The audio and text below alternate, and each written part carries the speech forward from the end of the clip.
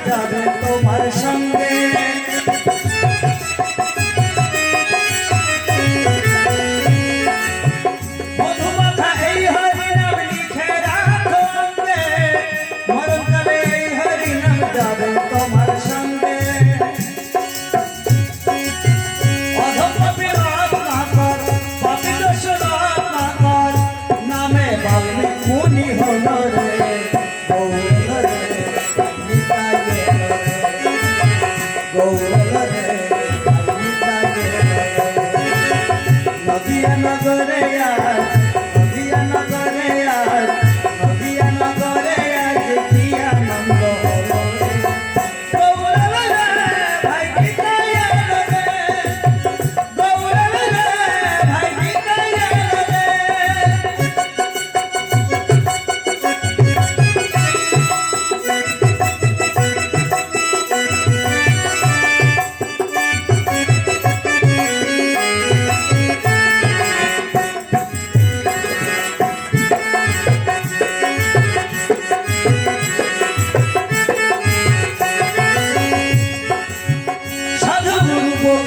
नाम लिखे राखो अंगे मन करे हरि नाम जानो तुम्हार संगे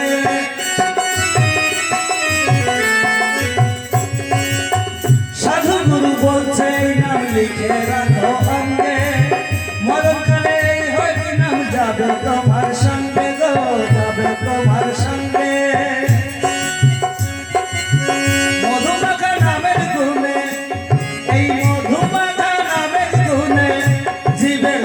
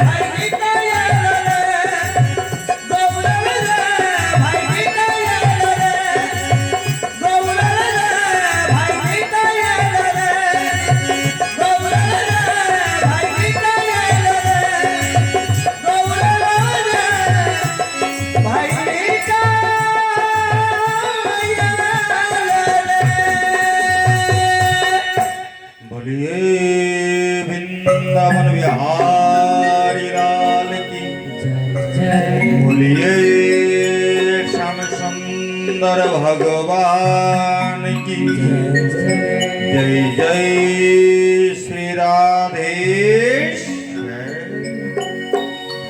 দেখুন আজ যে হরিনামের পাগল, সর্বপ্রথম পাগল, আমি বারবার বলছি সে হরিনামের পাগলের কথা, যে সর্বপ্রথম বিশ্ব জগতের হরিনামের পাগল আমার পাগলা পঞ্চানন। তাই আজ তার সেই উৎসব উপলক্ষে, মহাশিবরাত্রি উপলক্ষে আমরা আর একটি কথা শ্রবণ করবো। শিব তত্ত্ব আমাকে কর্তৃপক্ষ তরফ থেকে নির্দেশ করেছে আজ ভাগবত কথার ভিতর থেকে শিব কথা আলোচনা করার জন্য। তাহলে আমরা আর একটু শ্রবণ করবো যে মহাশিবরাত্রি, যে কথা আপনারা প্রথমেই শ্রবণ করেছেন, যে তিনটে নিদর্শন শাস্ত্রের কথা আমি বলেছি। একটা হচ্ছে শিবের বার্থডে অর্থাৎ জন্মদিবস আজকে, আর একটা হচ্ছে হরপার্বতীর বিবাহ হয়েছিল এই দিনে, আর একটা প্রতিজ্ঞা করেছিলেন তিনি যে এই মহাশিবরাত্রির দিনে তিনি সমস্ত শিবলিঙ্গে প্রকাশ পান। এইবার একটা ভক্ত কথা শ্রবণ করুন, এই শিবরাত্রির মাহাত্ম্য শ্রবণ করুন। আজকের দিনে আমার পাগলা পঞ্চানন যে কথা বলেছি যে অল্পে তুষ্ট হয়ে যান পাগলা পঞ্চানন। একটা শিব মন্দিরে একটা সোনার ঘন্টা দিয়েছেন এক ভক্ত। সোনার ঘন্টাটা দেখে অনেকেই আনন্দিত, আবার অনেকে দুঃখিত। কারা দুঃখিত জানেন? একজন চোর দুঃখ করে বলছেন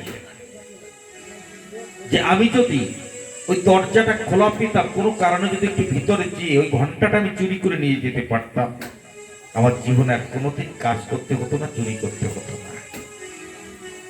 ঠিক এমনি করতে করতে একদিন খোলা পেয়েছে, কেমন কায়দা করে ভিতরে প্রবেশ করেছে, করার পরে শিবলিঙ্গ যেখানে রয়েছে তার উপরে ঘন্টাটা রয়েছে।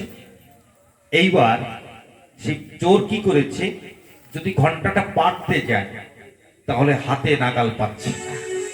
তখন কি করলেন, যে শিবলিঙ্গটা আছে শিবলিঙ্গের উপরে দাঁড়িয়ে ঘন্টাটা যখন খুলছে, খুলে যখন যখন বেরিয়ে আসবে তখন শিব ঠাকুর সম্মুখে প্রকট হয়ে বলছে, কে তুমি? বলছে, আমি শিব ঠাকুর। বলছে, কি হবে? বলে, তুমি তোমার প্রতি সন্তুষ্ট হয়েছে তাই প্রকট হয়েছি। বলে, আমি সন্তুষ্ট হবো, তুমি আমার পথটা ছেড়ে দিলে আমি সন্তুষ্ট হবো, কেন আমি ঘন্টাটা নিয়ে চলে যাবো তো। বলছে, না না, তুমি কি চাও আমার কাছে? বলে, কি চাইবো, কিসের জন্য চাইবো? বলে, আমি সন্তুষ্ট হয়েছি তোমার প্রতি। বলে, কেন? বলে, কেউ তো আমাকে বেলপাতা দেয়, কেউ ফুল দেয়, কেউ দুধ দেয়, কেউ মধু দেয়, তুমি তো সমস্ত দেহটাকে অর্পণ করে দিয়েছি আমার পরে। দেখেছেন ভোলানাথ? একে বলে ভোলানাথ। আজ বিশ্ব ব্রহ্মাণ্ডের ভিতরে যত শিবলিঙ্গ আছে সব শিবলিঙ্গের ভিতরে তিনি প্রতিষ্ঠিত হয়ে আছেন। ভক্তকে কৃপা করার জন্য আমার পাগলা পঞ্চানন নেমে এসেছেন সেই কৈলাস হতে। তাই অল্পে তুষ্ট হয়ে যান তিনি। আজ কি করলেন, যে ভক্ত কথা আমরা শ্রবণ করব। এক ব্যাধ যখন শিকার করতে এসেছেন, শিকার করতে সকাল থেকে সন্ধ্যা পর্যন্ত তার শিকার করতে পারেনি। আর ব্যাধের জীবিকা নির্বাহ হয় কি করে? যদি কোনো হরিণ বা কোনো শিকার ধরে তাই বাজারে বিক্রয় করে, তাই সেই অর্থ দিয়ে তার জীবিকা নির্বাহ হয়। কিন্তু সকাল হতে সন্ধ্যা পর্যন্ত যখন কোনো শিকার করতে পারলেন না, তিনি মনে মনে ভাবছেন, হে ভগবান, আজ তো আমাকে উপবাস করে থাকতে হবে, আর আমার পরিবারের সবাই উপবাস করে থাকতে হবে।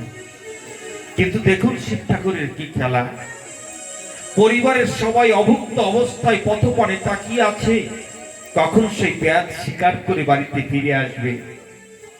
শিকারও পেলেন না, সারাদিন তার উপবাস চলে গেল, পরিবারের যারা রয়েছে তাদের উপবাস হয়ে গেল। দেখুন, ব্রতের একটা মাহাত্ম্য আছে, ব্রতের একটা সময় নির্ধারিত আছে। সে সময়ের ভিতরে যদি অন্য কোনো কারণে তার উপবাস হয়ে যায়, সেটাও ব্রতের ফল হয়ে যায়। তার প্রমাণ দেখুন শিবপুরাণের কথা। যখন সন্ধ্যার অন্ধকার ঘনিয়ে এসেছে, একটা সরোবরের পাশে একটা গাছের উপরে গিয়ে ব্যাস বসে আছেন। মনে মনে চিন্তা করছেন, যদি আমি কোনো নিচু জায়গায় থাকি, এই জঙ্গলের ভিতরে কত হিংস্র পশু আছে, তারা এসে আমাকে আক্রমণ করতে পারে। তাই তিনি কি করলেন, একটা গাছ ডালের পরে বসে আছে। ফুটফুটে জ্যোৎস্না রাত, যখন আলো করেছি, ওই সরোবরে জলপান করতে এসেছি একটা হরিণ। যখন হরিণ জলপান করতে এসেছে, তখন ব্যাস যোজনা করেছে বান। যখন বান যোজনা করেছেন, তার হাতের স্পর্শ পেয়ে একটা পাতা, অর্থাৎ যে গাছে ছিলেন তিনি, সে গাছটা হচ্ছে বেল গাছ, একটা বিল্ল পত্র নিচে পড়ে গেল।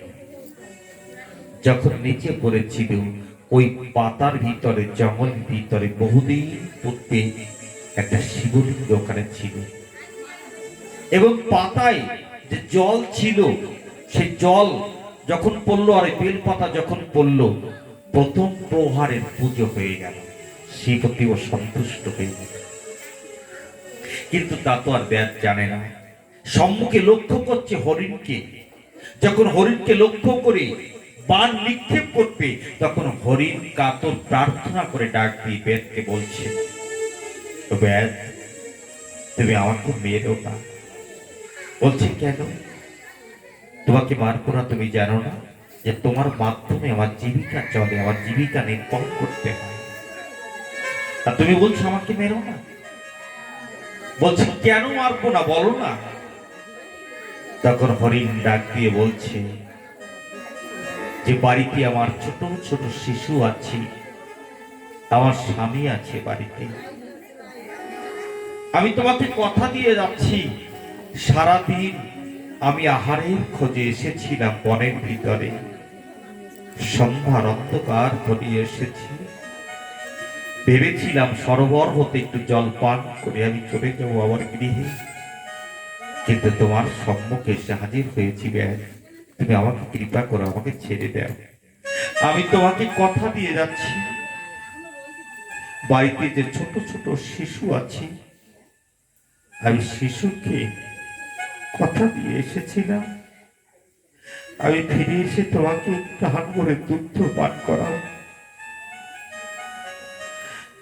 আমি কথা দিয়ে যাচ্ছি, আমার ছোট ছোট শিশুদেরকে আমি একটু দুগ্ধ পান করিয়ে আমি আবার তোমার কাছে চলে আসবো।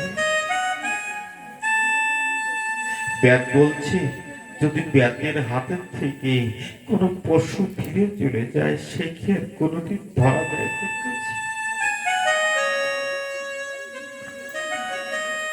ডাক দিয়ে বলল, আমি শিব ঠাকুরের দোহাই দিয়ে বলে যাচ্ছি, আমি বাড়িতে গিয়ে আবার আসবো। এদিকে প্রথম যে বিল্ল পত্র আমার পাগলা পঞ্চাননের মাথায় পড়েছিলেন, প্রথম পত্র পড়ার সঙ্গে সঙ্গে আমার পাগলা পঞ্চাননের কৃপা বর্ষণ হলে সে বেদের প্রতি। যখন কৃপা বর্ষণ হলেন, তার মনের পরিবর্তন হলেন। হে মাতৃমণ্ডলে, এই জগতে কোনো ভক্তের ভিতরে তো দয়া গুণ থাকে, ক্ষমা গুণ থাকে তাদের ভিতরে। যারা এই জগতে ভক্ত প্রাণ মানুষ, তাদেরই তো ক্ষমা গুণ থাকে। বৈষ্ণব সাহিত্যে বর্ণনা করেছেন, দিনাদপি শুনিছেন ও তরুণ বৈষ্ণরা, আমানিরা মানবেরা কীর্তনিয়া সদা হল। যদি ভক্ত হতে চাও, নামে প্রেমে মেতে দাও, ছেড়ে অভিমান। মানবিমান হলে শূন্য কিশোরীর প্রেমকারী জন্য, বলে গেছে শ্রী চৈতন্য এসে নদিয়ায়। তুমি ভক্ত হতে চাও, তোমার মান ও অভিমান যেদিন শূন্য হবে, সেদিন প্রকৃত ভক্ত বলে পরিগণিত হবে এই জগতে।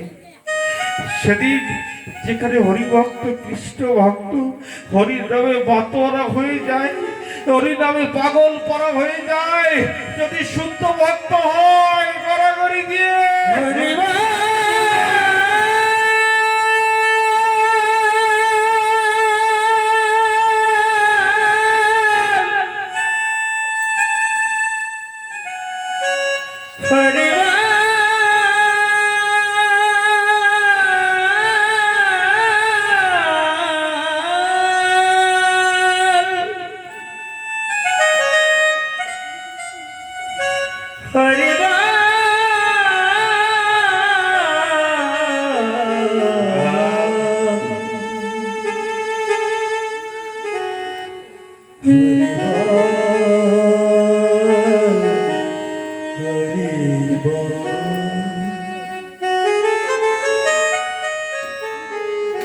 হরিভক্তের চরণ ধরে আমাকে দেখে তার জীবন ধন্য করে নেয়।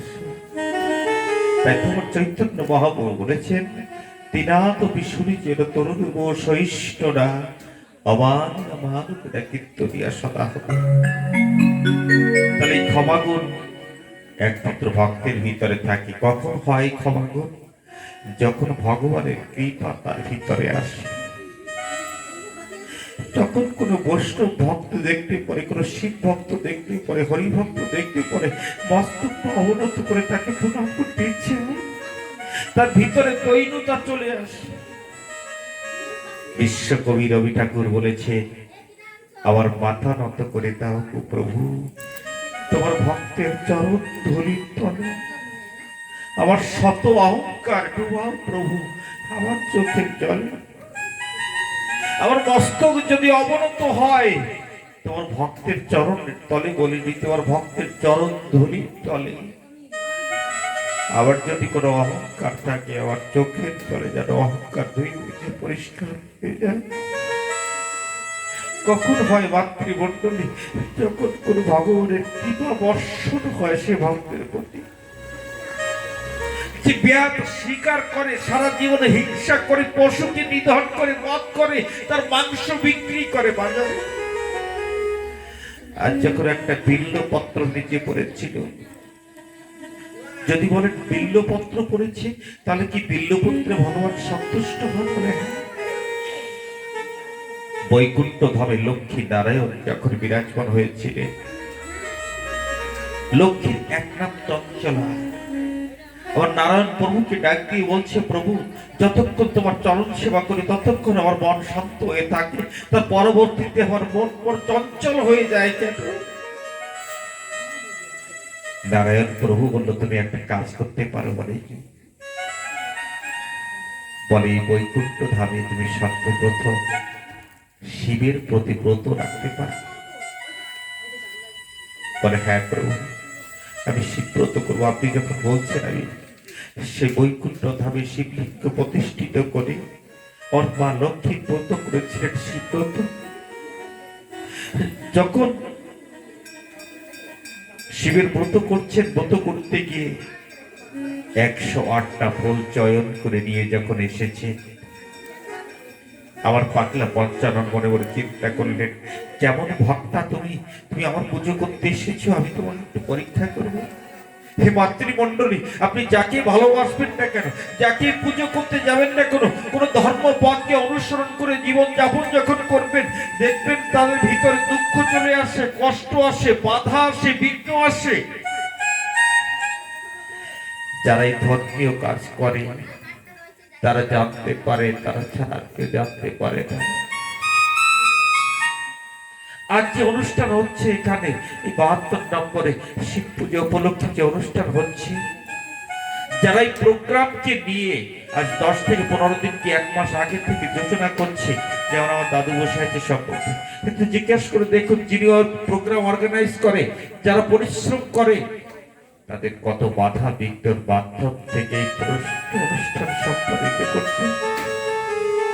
আর মনে রাখবেন, যে অনুষ্ঠানের ভিতরে যে হরিনাম কৃষ্ণ নাম করতে গেলে বাধা বিঘ্ন যত আসবে, তত মনে করবেন ভগবান আমাকে পরীক্ষা করছে।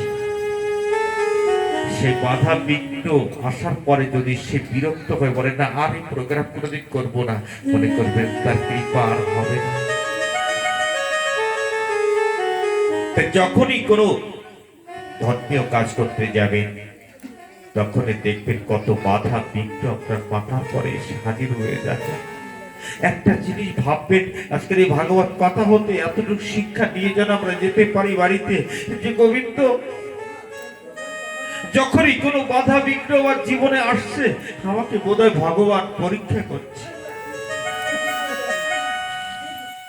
ভগবান আমাকে পরীক্ষা করছে। জানেন, কৌরবদের সঙ্গে যখন পাণ্ডবদের যুদ্ধ হয়েছিল, যুদ্ধ বিজয় ঘোষণা হয়ে গেল, হস্তিনাপুরের রাজা হলো ধর্মরাজ যুধিষ্ঠির। সমস্ত রাজত্ব অর্পণ করে আমার প্রাণ গোবিন্দ যখন যাত্রা করছেন, কুন্তি দেবীর কাছে গিয়ে আমার প্রাণ গোবিন্দ বলছেন, পিসিমা আমি চলে যাচ্ছি। কুন্তী দেবী ডাক দিয়ে বলল শ্রীকৃষ্ণকে, ওকে সব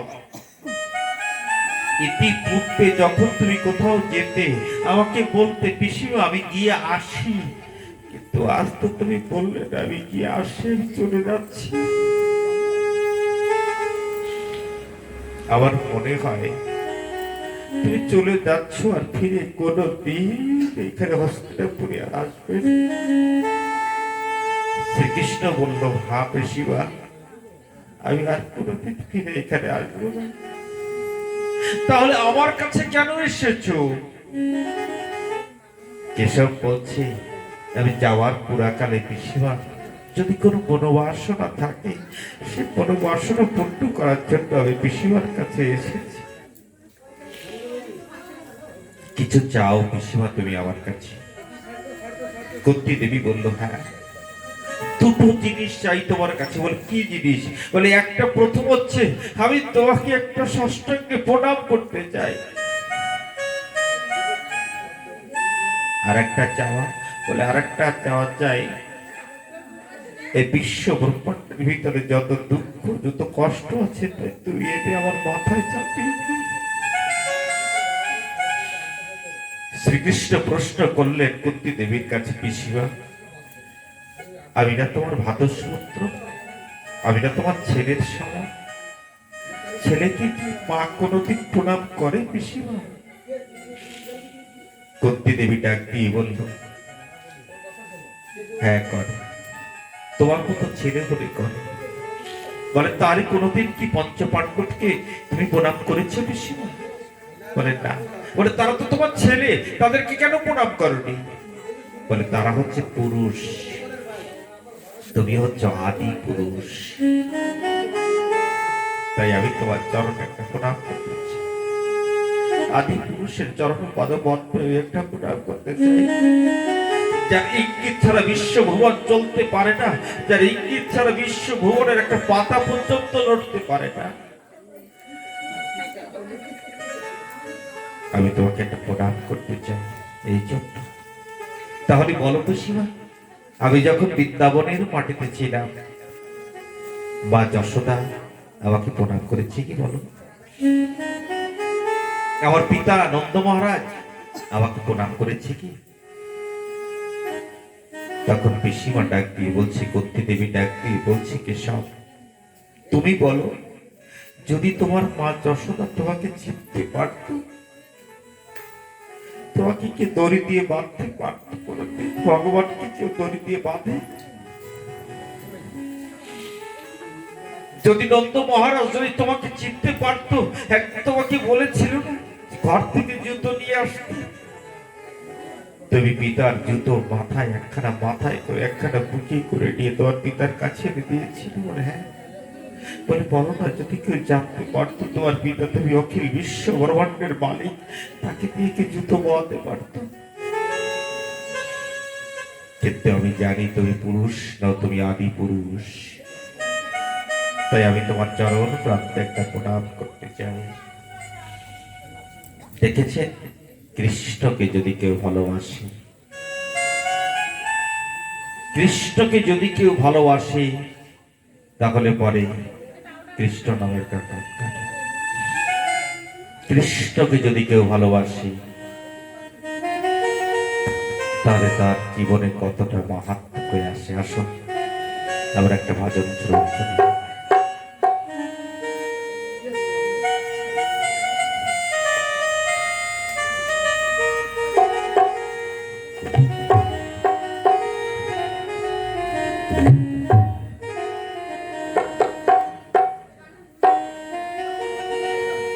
কৃষ্ণ নামে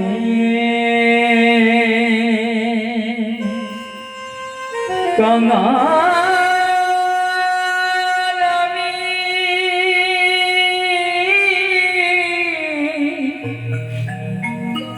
আর কিছু নাহি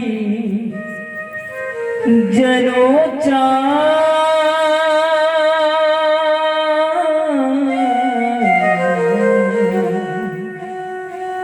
আর কিছু নাহি যেন হা কৃষ্ণ বলিয়া কাঁদিয়া কাঁদিয়া হা কৃষ্ণ বলিয়া কাঁদিয়া কাঁদিয়া যেন বইবু ভাষা আর কিছু নাহি কৃষ্ণ নামে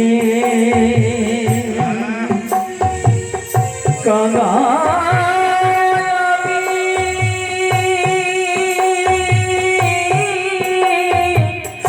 আর কিছু নাহি যেন আর কিছু নাহি যেন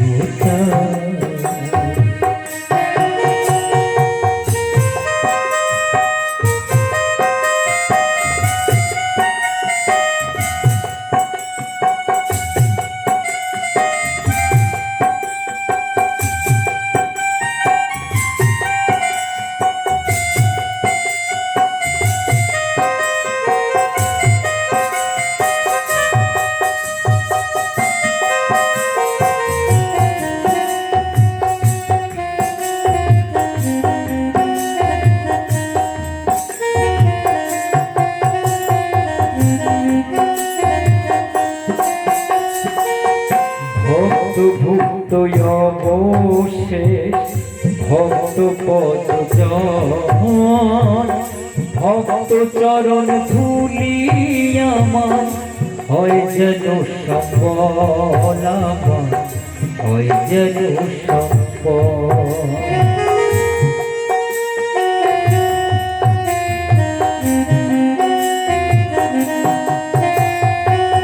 ভক্ত ভুক্ত অবশেষ ভক্ত পদ ভক্ত চরণ ধুলি আমার হয় যেন সম্বল আমার হয় যেন সম্বল কৃষ্ণ ভক্তের দ্বারে যেন ভিক মাগিয়া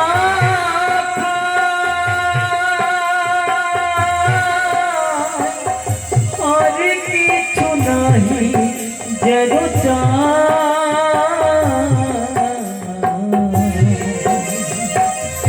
আর কিছু নাহি যেন কৃষ্ণ নামে কাঙালি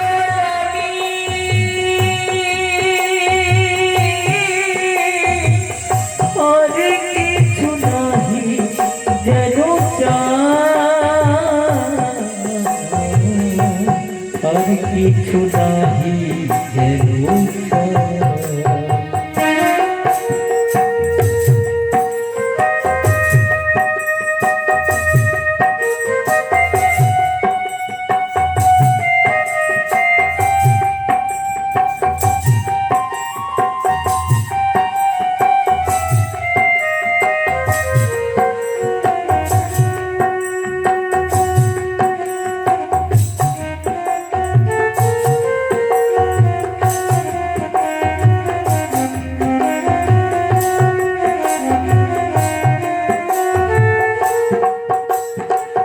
ভক্ত সৎ কৃষ্ণ নামে হইব পাগল ভক্ত অঙ্গ পরশিয়া হইব শীতল হইব শীতল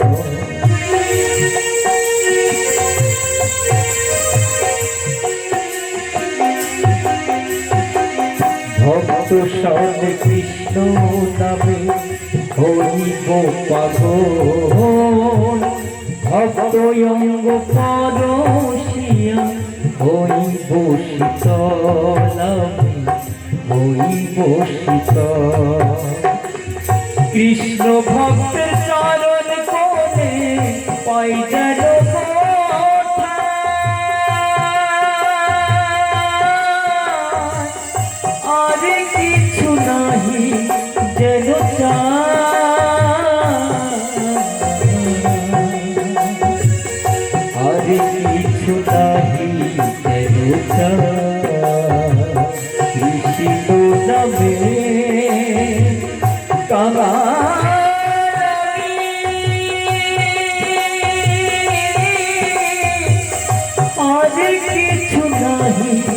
যেন আর কিছু নাহি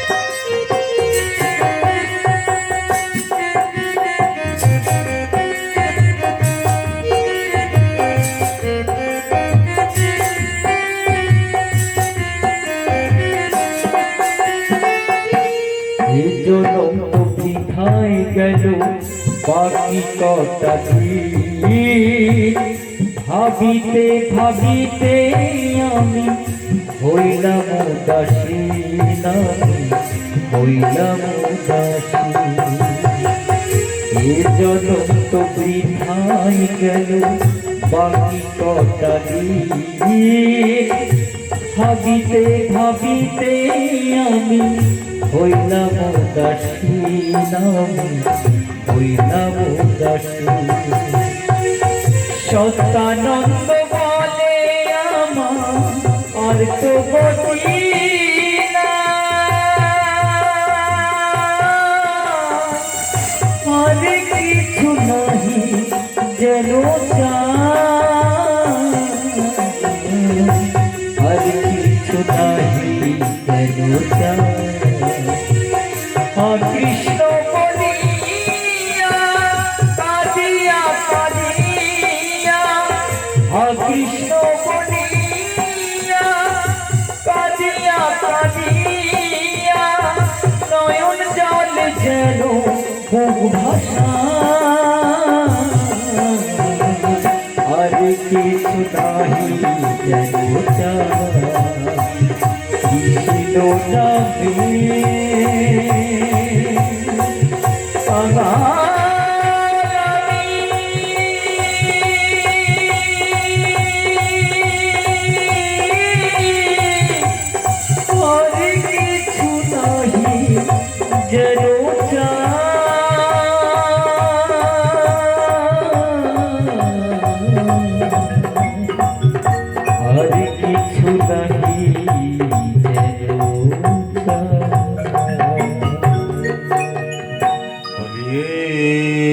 वृंदावन बिहारी लाल की जय जय बोलिए श्याम सुंदर भगवान की जय जय बोलिए जुगल किशोर सरकार की जय जय प्रेम से बोलो जय जय श्री राधे।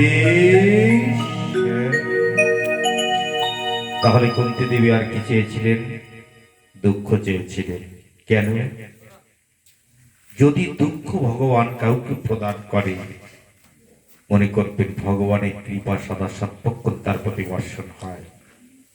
যখন কোনো মানুষ বিলাসের ভিতরে যায়, তখন ভগবানকে সে ভুলে যেতে চায়।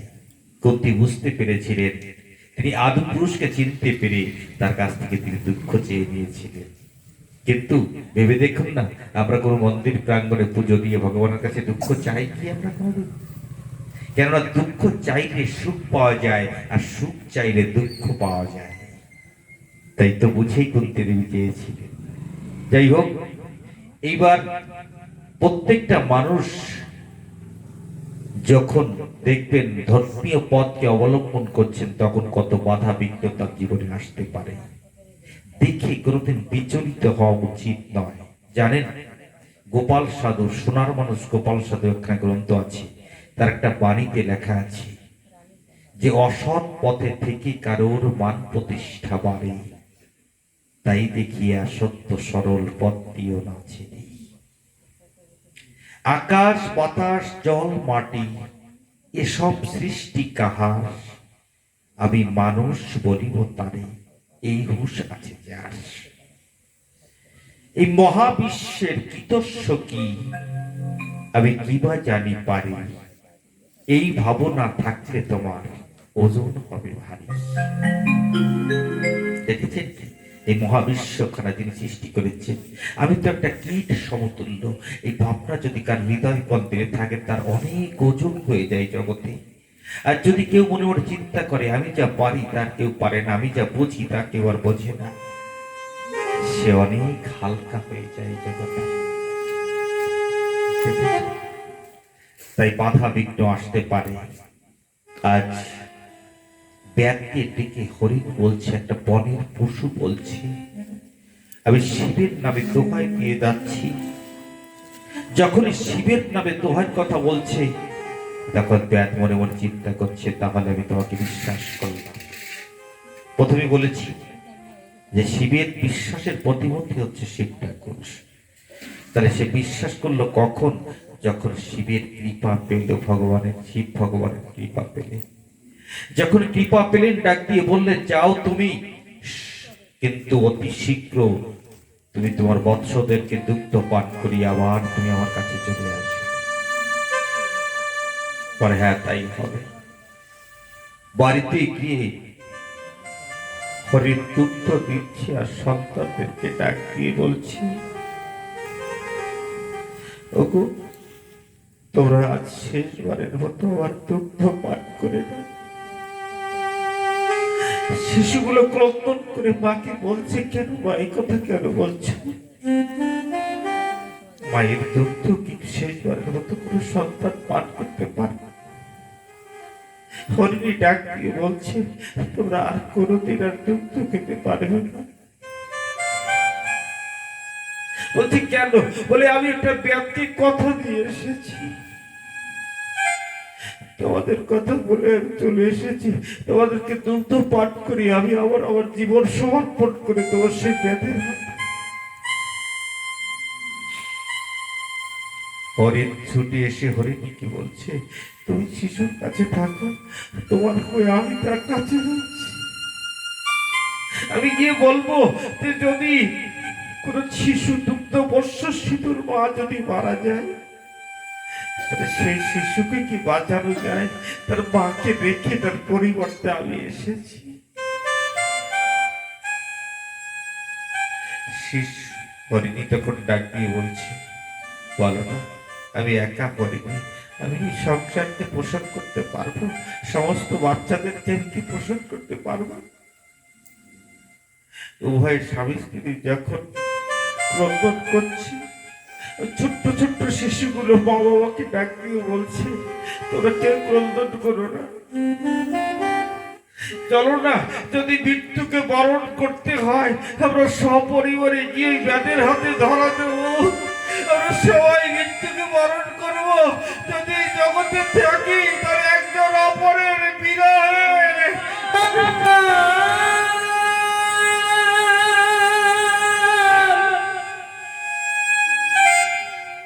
হরিবা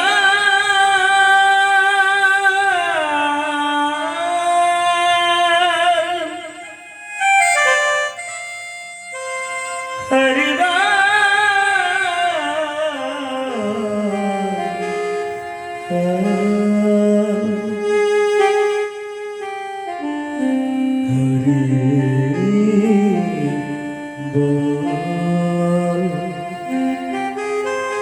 সবাই উদ্যত হলে, সবাই সংকল্প করে নিলে, আমরা সব পরিবারে গিয়ে ব্যাধের হাতে ধরা দিয়ে দেবো। এক প্রহর চলে গেল, দ্বিতীয় প্রহর আসার সঙ্গে সঙ্গে ব্যাধ বসে আছে। কখন আমাকে কথা দিয়ে গেছে, কখন ফিরে আসবে তাকিয়ে আছি। হরিণী যে পথ দিয়ে ছুটতে ছুটতে গিয়েছিল, হঠাৎ দেখতে পায় অদূর হতে একা হরিণী নয়, তার সঙ্গে একটা হরিণ আছে, তিনটে বাচ্চা আছে, তিনটে শাবক আছে, তারা সবাই ছুটে আসছে আদিবাদের কাছে। সরোবরের কিনারায় এসে ডাক দিয়ে বলছি, ব্যাদ যখন প্রশ্ন করলো হরিণীকে, কই তুমি তো আসার কথা, তুমি তো এসেছো, তুমি সবাইকে কেন নিয়ে এসেছো? তুমি জানো না যে কিছুক্ষণ পরে তুমি আবার বানা আঘাতে তুমি মৃত্যুবরণ করো?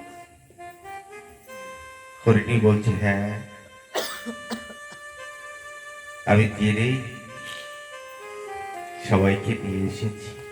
কেন জানো?